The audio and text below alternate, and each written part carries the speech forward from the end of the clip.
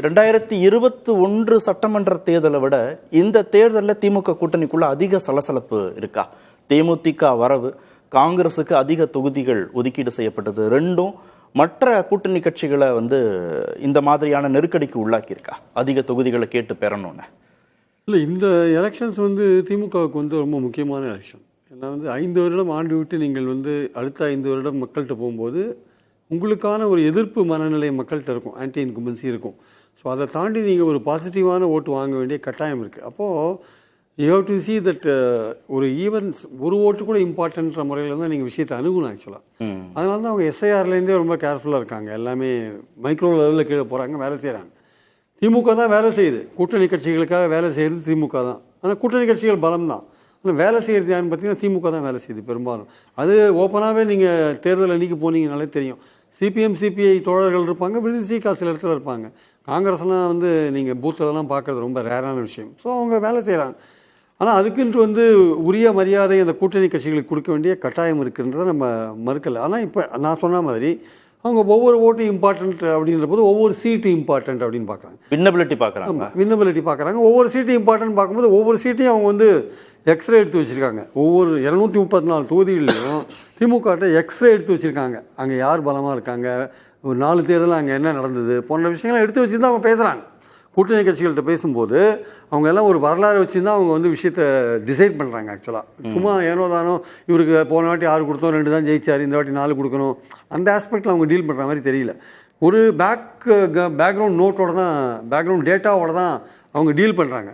ஆனால் அந்த டீல் பண்ணுறது ஒரு பக்கம் இருந்தால் கூட நம்ம கூட 3 தேர்தலாக பயணம் பண்ணுறாங்க, நம்ம கூட கொள்கை நிலையில் உறுதியாக இருக்காங்க, நம்ம கூட்டணியில் சேர்த்துருக்கிற ஒரு கட்சி கொள்கை நிலையில் நம்ம கொள்கையோட ஒத்து போகுமா, நம்ம அவங்கள காரணம் காட்டி உங்களுக்கு குறைக்கிறது நியாயமா அப்படின்ற கேள்வி தான் இயல்பாகவே எழும். 2 விதமான பார்வை இருக்கு. நியாயமான கேள்வி. திமுக விட்டு கொடுக்கணும் அப்படின்னு ஒரு பார்வை, கூட்டணி கட்சிகள் விட்டு கொடுக்கணும் அப்படின்னு ஒரு பார்வை, ரெண்டுமே வந்தாச்சு. இப்போ யார் இப்போ விட்டு கொடுக்க வேண்டிய இடத்துல? பட் ஆனால் அவங்க மதிமுகவை டீல் பண்ணுற விதத்துலேருந்து பார்த்தீங்கன்னா கூட்டணி கட்சிகள் தான் விட்டு கொடுக்கணுன்ற ஒரு விஷயத்த மெசேஜை கன்வே பண்ணுறாங்க.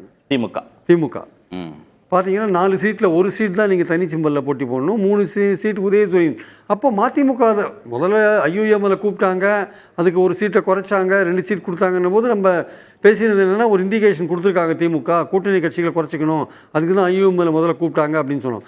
மதிமுகவே ரொம்ப ஸ்ட்ரபானாக இருந்தவங்க, 6 தொகுதியில் நாங்கள் போட்டி போடுவோம், தனி சின்னத்தில் போட்டி போடுவோம்னு சொன்னவங்க டக்குன்னு இறங்கி 4 ஒத்துண்டு 1 தான் தனி சிம்பலில் போட்டி போடுறோம் அப்படின்னு சொல்லும்பொழுது அது மற்ற கட்சிகளுக்கு கொடுக்கக்கூடிய ஒரு ஒரு இதாக இருக்குது, வாட் யூ கால் தட், ஒரு இண்டிகேஷன், ஒரு குறியீடாக நம்ம அதை பார்க்குறோம். நம்ம அப்போ மற்ற கட்சிகள்லாம் they have to fall in line அப்படின்ற ஒரு மெசேஜை ஏன் அந்த நிர்பந்தத்தை கொடுக்குது திமுக? அந்த கொடுத்து ஏன்னா அது போட்டி போடுற தொகுதிகளை ரொம்ப குறைச்சிக்க விரும்பலை. அது போட்டி போடுற தொகுதிகள் குறைய குறைய மக்களுடைய மதிப்பீடு மாறும்.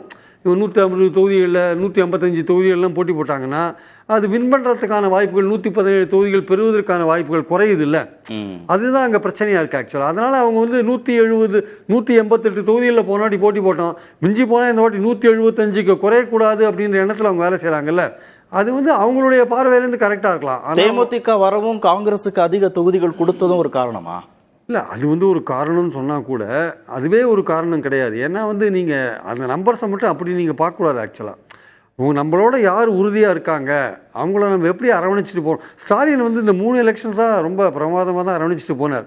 இந்த எலெக்ஷனில் ஏன் இந்த விஷயங்கள் நடக்குதுன்றது எனக்கு உண்மையிலேயே ஆச்சரியமான ஒரு விஷயமா இருக்குது. அல்டிமேட்டாக Stalin will I think negotiate நினைக்கிறேன், சரி பண்ணுவார்னு என்னோட கருத்து.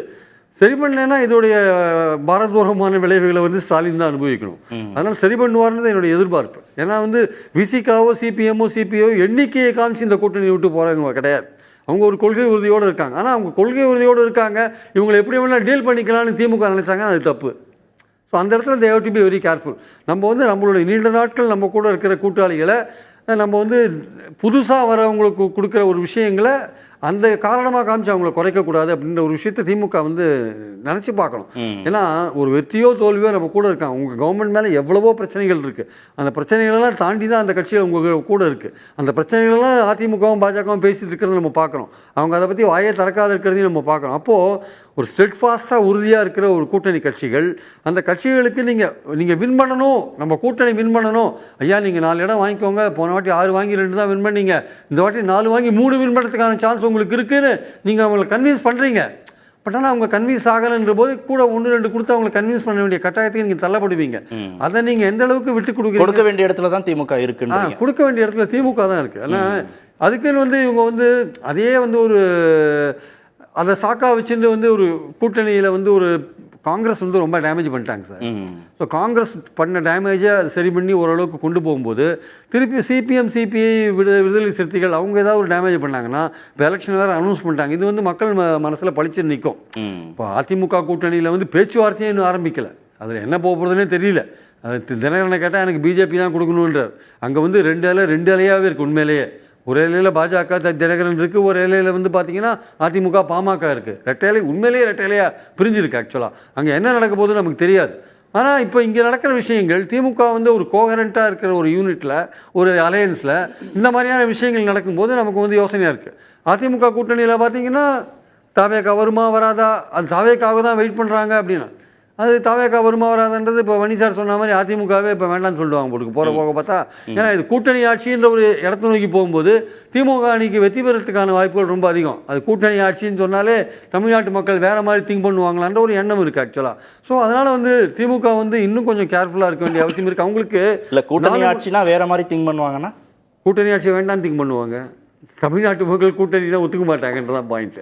அது உண்மையிலே அதுதான் பொருளா, அதுதான் நடக்கும். ஆக்சுவலாக அதுதான் நடக்கும். ஏன்னா இது எக்ஸ்பெரிமெண்ட் பண்ணி பார்த்ததே இல்லாத ஒரு விஷயம்.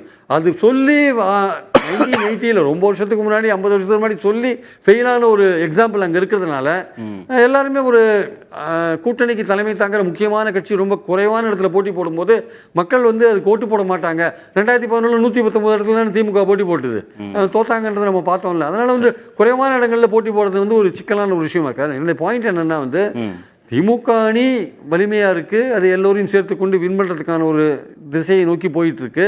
ஆனால் இருக்கிற கூட்டணி கட்சிகளை நீங்கள் எந்த காரணம் கொண்டு, அது ஈவன் வேல்முருகன் உட்பட நான் சொல்கிறேன். நான் இப்போ வேல்முருகன்லாம் இன்றைக்கி ரொம்ப மனமருந்தி பேசின்னு இருக்கார். எல்லாரையுமே அரவணைத்து கொண்டு போக வேண்டிய அவசியம் திமுகவுக்கு இருக்குது என்பது நினைக்கிறது. அதுதான் உங்களுக்கு வெற்றியை கொடுக்குமே தவிர நீங்கள் இந்த மாதிரி மனம் மருந்தி கடைசியில் கொடுக்குற நாளிலேயே அவங்க வேலை ஒர்க் பண்ணுறாங்க எல்லாம் ஏற்றுக்கிறாங்க அப்படின்னா மகிழ்ச்சியுடன் நாங்கள் ஏற்றுக்கொள்கிறோம்னு வெளியில் மைக்கில் சொன்னால் போகாது. உண்மையான மகிழ்ச்சியோடு அவங்க ஏற்றுக்கொள்கிற அளவுக்கு அங்கே விஷயம் நடக்கணும்.